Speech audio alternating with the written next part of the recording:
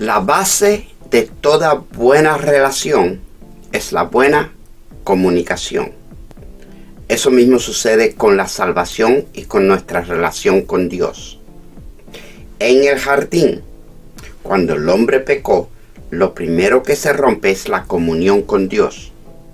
Cuando ellos escuchan que Dios viene hacia el jardín, se esconden. Y Dios tiene que preguntarles: Adán, Adán, ¿dónde estás tú? Oí tu voz y me escondí porque estaba desnudo. Espérate. ¿Qué es lo que desnudo quiere decir para ti?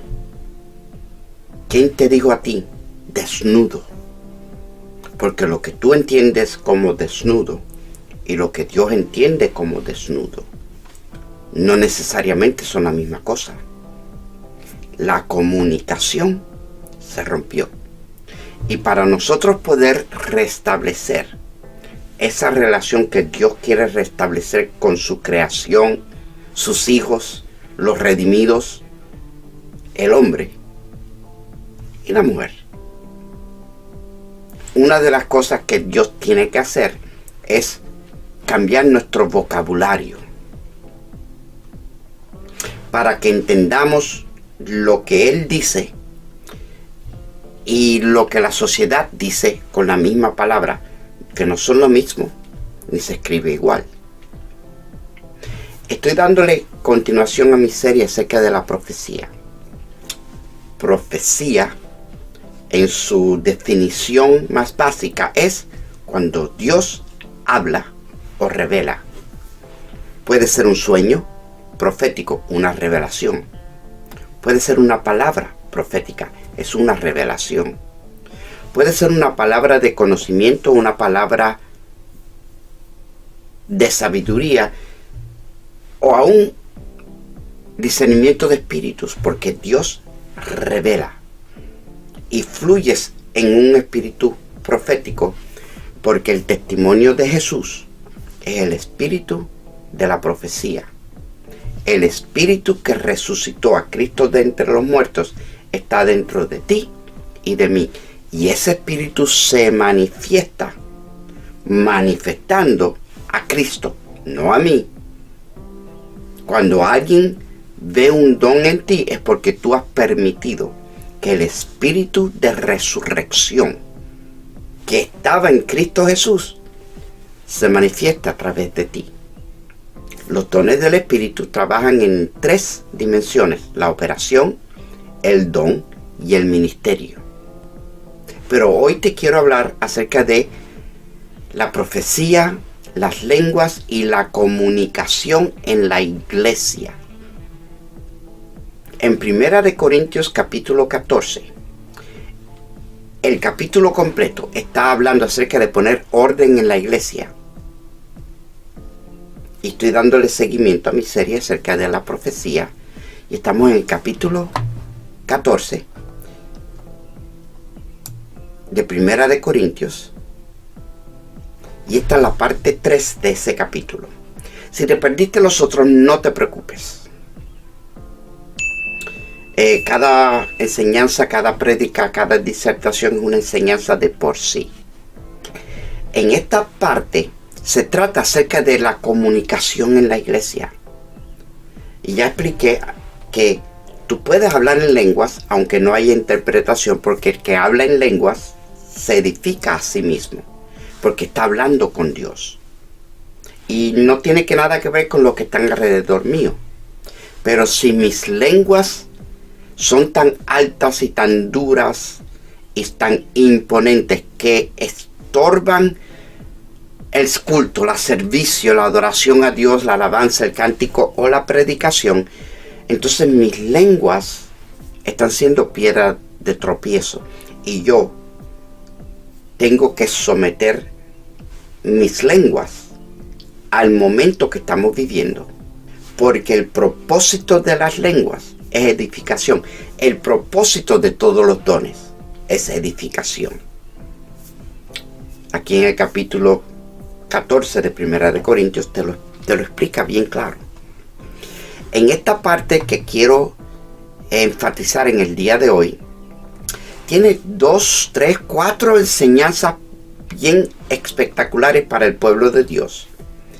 Es un poquito aburrido si tú no ves la enseñanza. Pero voy a comenzar con 1 Corintios 14, verso 6. Dice así: ahora pues, hermanos, si yo voy a vosotros hablando en lenguas, ¿qué os aprovechará si no hablare con una revelación, o con ciencia, o con profecía, o con doctrina? Y menciona 4 cosas, pero la primera es insinuada, porque las lenguas con interpretación pueden traer estas cosas. En este mismo capítulo nos dice que la profecía es mayor que las lenguas, a menos que no haya interpretación. Pero esto que yo te he dado a ti aquí, si hay lenguas, tiene que haber interpretación, tiene que haber revelación, ciencia, profecía o doctrina. Si hay un testimonio, una predicación, una enseñanza, un cántico, tiene que tener por lo menos uno de estas cosas. Tiene que haber una revelación, tiene que haber conocimiento, tiene que hablarle a tu espíritu, tiene que establecer una base sólida en tu espíritu.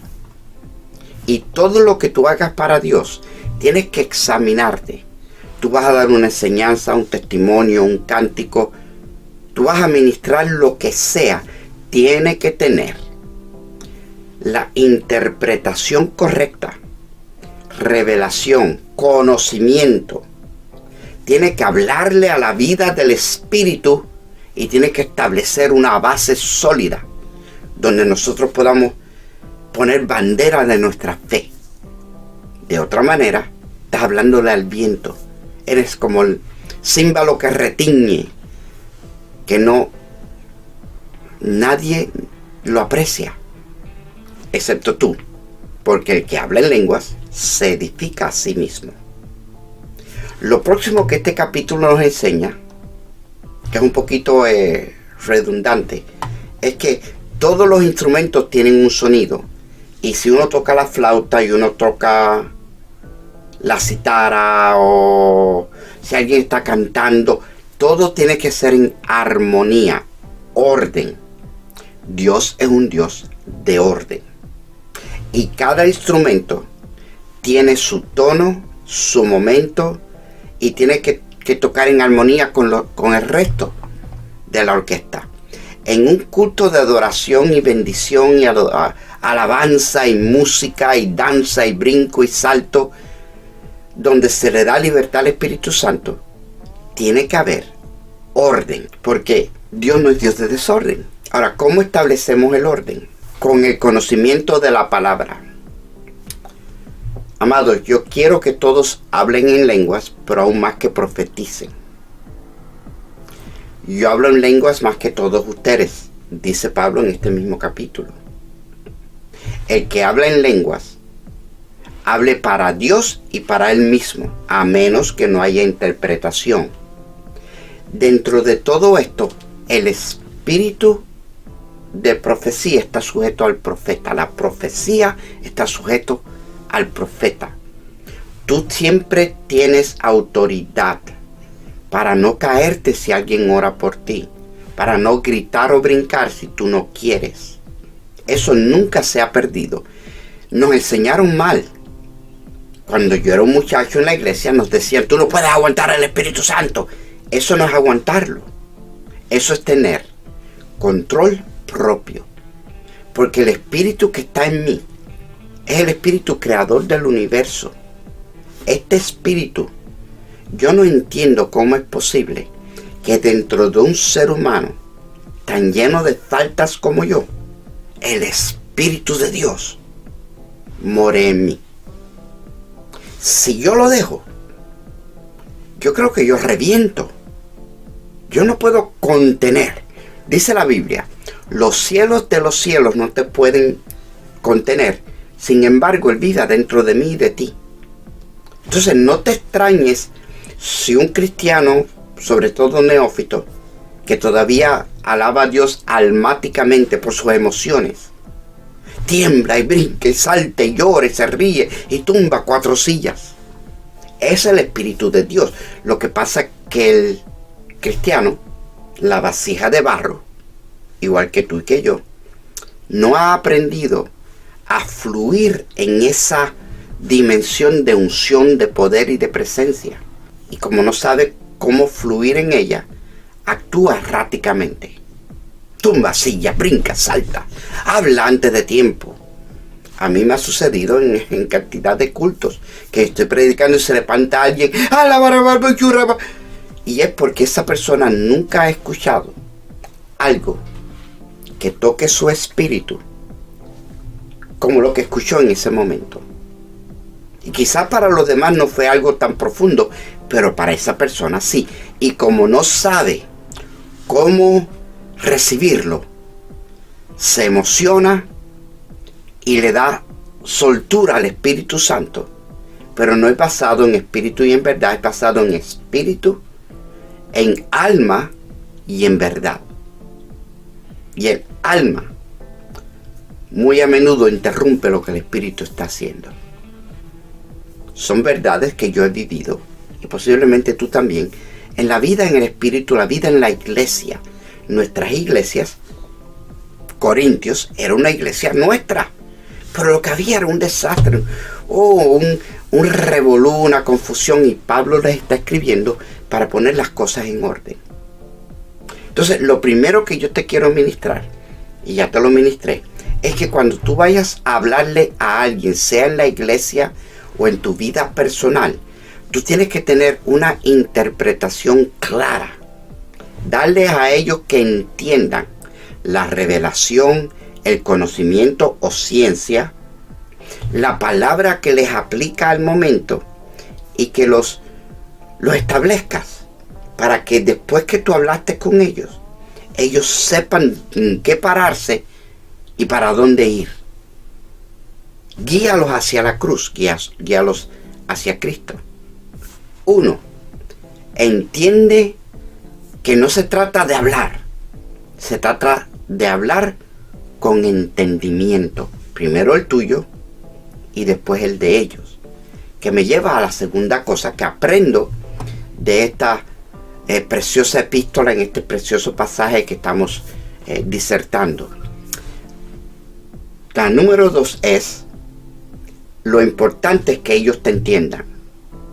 No es que tú digas, es que ellos entiendan.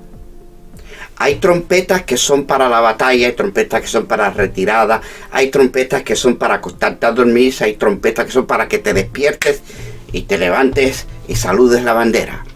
Todo instrumento tiene un sonido específico, y tu palabra, sea en lenguas o en tu idioma, debe de tener un tono claro y definido y un mensaje claro y definido para tu audiencia.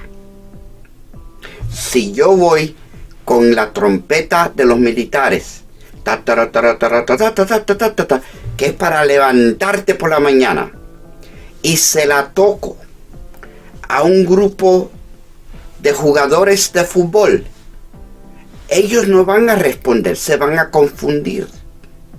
Por lo tanto, yo como predicador y tú como cristiano que estás compartiendo el evangelio, tienes que discernir y entender quién es tu audiencia y hablarles en su idioma. Porque si yo hablo demasiado ético, educado, universitario, cuando estoy predicando en un campo, no me van a entender. Si hablo demasiado jíbaro a estudiantes de universidad, me van a despreciar, aunque lo que yo hable es verdad. Por lo tanto, el sonido que sale de mi boca tiene que ser un sonido que sea discernido, entendido, que traiga revelación, consolación, exhortación, edificación, conocimiento, doctrina, una palabra al corazón a mi audiencia. Porque no se trata de yo lucirme qué bien yo hablo, se trata de que ellos conozcan a Cristo, que ellos sean edificados. Yo no soy el que bendice. Yo soy el vaso a través del cual la bendición fluye. Y si yo lo permito, la bendición fluye. Si yo me creo que se trata de mí, yo voy a impedir la bendición. No va a fluir igual. Nunca se ha tratado de que el predicador, el maestro, el ministro, el cristiano luzca. Si tú haces lucir a Cristo, Cristo te hace lucir a ti. Tienes que hablar el idioma de tu audiencia. Y te explica por qué. Y esto a mí me encanta. Dice, porque si bendices solo con el Espíritu, el que ocupa lugar de simple oyente, ¿cómo dirá el amén a tu acción de gracias? Pues no sabe lo que has dicho. Antes de esto, Pablo especifica que cuando la Biblia habla acerca de orar en el Espíritu o cantar en el Espíritu, está hablando de lenguas. Yo tengo la bendición de que yo hablo lenguas varias, entiendo, tengo interpretación cuando Dios abre mi oído espiritual para entenderla, y canto en lenguas. En español suena horrible. En lenguas por lo menos a mí me gusta. Yo canto en lenguas. Y muchas veces cantando entiendo lo que estoy cantando. Si yo fuera cantor, si tuviera la voz, si conociera música, escribía un himno de lo que Dios pone en mi espíritu y sale por mi boca en cántico. Yo no canto ni en inglés ni en español, tengo una voz horrible y no tengo un oído musical, pero en lenguas a Dios le gusta ponerme a cantar en su idioma, en lenguas angelicales, y muy a menudo yo entiendo lo que estoy cantando y el Espíritu me edifica a mí, porque yo entiendo lo que el Espíritu Santo en mí está cantándole a Dios. Así que cuando tú leas en la Biblia orar en el Espíritu, cantar en el Espíritu, aún vivir en el Espíritu, no está hablando acerca de un cristianismo normal, está hablando acerca de la manifestación de unción y de poder que viene con el derramamiento del Espíritu Santo, que incluye, la puerta es el don de lenguas. 1 Corintios 14. Ahora entramos en algo que es muy poderoso y yo quiero que tú lo hagas tuyo, porque a mí me ha ayudado en cantidad. Dice, si tú estás hablando en lenguas y tú profetizas y dices o lo que sea, y nadie te entiende, nadie puede decir amén. Y te voy a hablar acerca del poder del amén.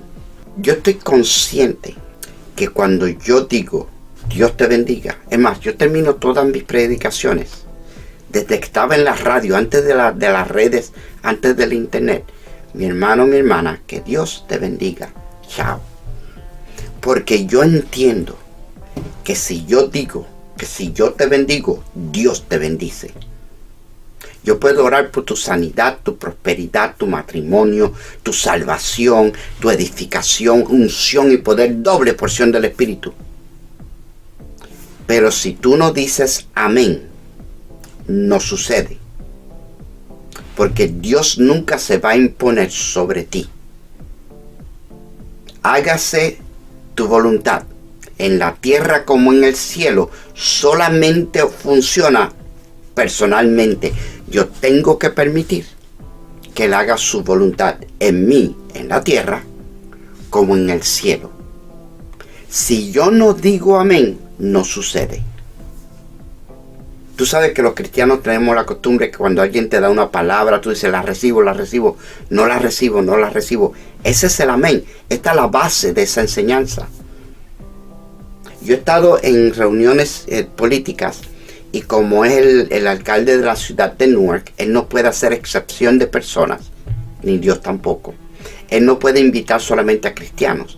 Tiene que invitar a los cristianos, los católicos, los judíos, los musulmanes de aquí, de allá y del otro lado. Todo el mundo, todo el que tiene profesión de fe, cuando él tiene una reunión con los líderes religiosos de la ciudad, él tiene que invitar a todo el mundo. Y yo voy. Claro que yo voy. Si yo no voy, yo dejo un hueco, y ese hueco no lo llena un cristiano, lo llena un demonio, un santero, un espiritista. ¿Sabe Dios quién rayos? En el universo no hay huecos vacíos. Todo hueco tiene algo. Es más, yo estoy hablando contigo. Entre tú y yo, tú ves una pantalla, pero entre tú y yo hay rayos gamma, hay rayos X, hay rayos de internet, de wifi, hay polvo, hay bacterias, hay microbios, no hay nada, no hay un espacio en el universo que no tenga algo incluido. Pueden ser hasta rayos ultravioletas, no hay nada vacío. Y si Dios te pone a ti en una posición de estar al lado de un político, un líder, un empresario, aunque no sea limpio, quédate ahí. Porque si tú dejas esa posición, el diablo le va a meter un demonio al lado. Y yo he estado en estas reuniones políticas. Y estamos cristianos de todas denominaciones, musulmanes de las 4 o 5 que ellos tienen. En Newark hay un rabino, uno, blanquito, así chiquitico, súper aburrido. Pero ahí está. Hay latinos, hay orientales, hay de todo, portugueses, brasileros, precioso. Y oramos juntos. Y ellos pueden orar lo que ellos quieran. Si yo no digo amén, Dios no contesta esa oración. Porque yo no sé si ellos son salvos y tienen relación con Cristo. Yo sé que yo soy salvo y tengo una relación con Cristo. Así que cuando aquel, sea de la denominación que sea chino, sea musulmán, sea árabe, sea el judío, si él dice, yo pido, Señor, Alá, que Alá y no Alá, yo pido que en las calles de Newark pare la violencia, yo digo amén. Y en ese momento, esa oración es contestada. Porque yo no sé quién Él es, pero yo sé que cuando yo oro, Dios me oye y Dios contesta. Esta es la confianza que yo tengo en Él. Que si yo pido cualquier cosa de acuerdo a su voluntad, Él me oye. Y como yo sé que Él me oye, entonces lo que yo he pedido, o lo que pidió aquel, es concedido porque yo digo amén. Si aquel reza o ora y dice que nos vayamos en guerra contra Canadá y contra México, yo no digo amén. Ni tampoco lo confronto porque ese no es el lugar. La autoridad en ese lugar es el alcalde, son los políticos. Pero si yo no digo amén, en los cielos nadie se mueve a favor de esta gente. ¿Cómo van a decir amén a mi adoración, mi alabanza, si ellos no entienden lo que yo estoy diciendo? Cuando me toca a mí orar, yo oro de una manera que ellos entiendan. Y siempre, sea con machete o sea con bisturí, siempre le doy la gloria al Padre en el nombre de Jesús. Y aún los musulmanes dicen amén. Hay muchos musulmanes que saben que el único que salva es Jesús. Y que en las palabras de ellos, y que Alá sana a los enfermos en el nombre de Jesús. Y que reprende los demonios en el nombre de Jesús. Pero ellos siguen a Alá, aunque muchos de ellos han aceptado a Jesús como Salvador. Mira qué locura. ¿Tú creías que el único loco éramos tú y yo? No, hay muchos más que tú y yo. Puedes decir amén, porque es verdad. Pero el poder del amén, cuando alguien ora por ti y tú no te gustó lo que están diciendo, te impuso las manos y tú sientes que esto no es de Dios, no digas amén. Simplemente no lo recibas.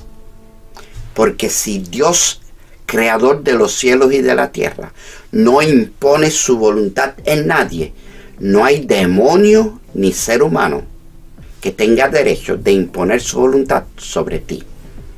Tu amén establece cielo en tu tierra. No digas amén si tú no escuchaste, entendiste o estás de acuerdo con lo que se predicó, se cantó, se testificó o lo que oraron. Tu amén establece la bendición en tu vida personal con Cristo. Ten cuidado con decirle amén a todo. No es sabio, and it's not safe, no es seguro.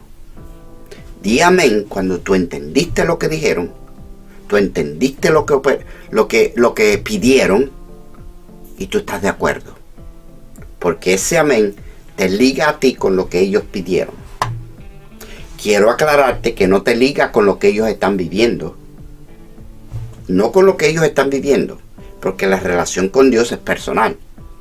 Así que si yo escucho a un sacerdote católico, un testigo de Jehová, un pastor bautista, un musulmán, un rabino, pidiendo que haya paz en mi ciudad, yo digo amén. Y si yo no digo amén, perdóname lo que te voy a decir, no me malentiendas. Si yo no digo amén, no se cumple, porque yo no sé si ellos tienen una relación con Dios. Yo respondo por mí. Cuando yo oro, Él me escucha. Y si tú oras y yo te entiendo y digo amén, tu oración se hace realidad, porque yo dije amén. Y si tú eres cristiano, tú sabes que si 2 o 3 de nosotros nos ponemos de acuerdo en cualquier cosa aquí en la tierra, amén. Amén y amén. Este capítulo tan bello y complicado me enseñó esta verdad que yo te acabo de enseñar. Y lo voy a concluir con el versículo 18, donde Pablo, el gran apóstol Pablo, dice: doy gracias a Dios que hablo en lenguas más que todos vosotros. Pablo da gracias a Dios de que Él habla en lenguas más que todos nosotros. Déjame explicarte eso porque yo lo he vivido. Yo hablo lenguas hasta en la ducha, yo hablo lenguas cuando voy en el carro. He conocido a otros apóstoles que lo hacen también y profetas también. ¿Por qué? Porque como yo no estoy hablando contigo, ni con el chofer que me cortó, ni el que me dio el dedo, y no este es el dedo no es este que me dio. Yo estoy hablando con Dios. Y esa violencia y actitudes no tienen nada que ver conmigo. Yo voy escuchando mi música, hablando con el Señor, y si hablo en voz alta, por lo regular es en lenguas. Lo hago en la ducha. Porque el que habla en lenguas se edifica a sí mismo. Cuando me aparto a orar con Biblia abierta, hablo en español, hablo en inglés, hablo con Dios, Él me habla igual. Siempre hay un poco de lenguas, pero hay veces donde yo no quiero que mi espíritu sea edificado, yo quiero que mi mente también sea edificada. Yo quiero expresarle a Dios de mi intelecto y mi experiencia lo que me está sucediendo. Y que Él me conteste, me enseñe, me corrija, me direccione de acuerdo a mi idioma, mi intelecto, mi entendimiento. Eso se llama orar. Orar no es pedir. Orar es tener una comunión, una comunicación, una conversación con Dios a través de su Espíritu Santo. Cuando yo oro en lenguas, eso sucede, pero sucede a un nivel tan espiritual que yo no siempre puedo alcanzarlo. Pero lo que he experimentado es que mientras más lo practico, más me edifico y más entiendo que el Espíritu intercede por mí, más allá de mi intelecto. Y si yo lo entiendo, edifica mi intelecto, no solamente mi fe, mi esperanza, mi gozo. Mi intelecto empieza a realizar revelación, darse cuenta de que en el nombre de Jesús, el cáncer, la diabetes, muscular sclerosis, artritis, migrañas, no son más grandes que Jesús. Si oro con el intelecto humano, hay una batalla de fe.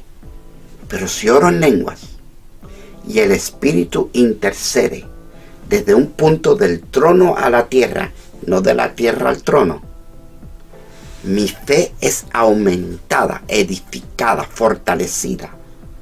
Porque yo estoy como Juan en el Apocalipsis, mirando el trono y al que está sentado en el trono y al Cordero a su diestra. En lenguas, tú eres transportado a una dimensión que el intelecto humano no puede explicar. Tienes que experimentarlo para saber lo que yo estoy hablando. Sin perder el control, sin perder tu personalidad y sin ser emocional. Porque la alabanza y la adoración almática, aunque llega al cielo, no es lo mismo que adorar a Dios en espíritu y en verdad. En espíritu y en verdad. Y en el versículo 15 de este capítulo ya te explicamos que oraré con el espíritu, pero también con el entendimiento. Cantaré con el espíritu, pero cantaré con el entendimiento. En el espíritu es lenguas. Es meterte más allá de la dimensión del ser humano, del intelecto humano, de la lógica humana, de los sentimientos, el alma, almático. No, en espíritu y en verdad. Creo que te he enseñado por lo menos 3 cositas. Todo lo que tú hagas tiene que tener revelación, ciencia, profecía, doctrina, y que el pueblo, número 2, te entienda. Porque no se trata de tu elocuencia, se trata de que ellos reciban algo que los acerque más a Cristo. Te he enseñado que tu amén, si tú no lo recibes, no te puede tocar. Si tú no lo apruebas y lo bendices, no sucede. Tu amén tiene poder. Tu amén establece principios espirituales, territorio espiritual en tu vida y la vida de los tuyos. No le digas amén a todo, pero dile amén a lo que Dios te dice. Cuando Dios te dice, cuando el Espíritu te habla. Amén. Y que Pablo hablaba en lenguas más que todos vosotros. Quizás no más que yo. Suéltate. Dale libertad al Espíritu.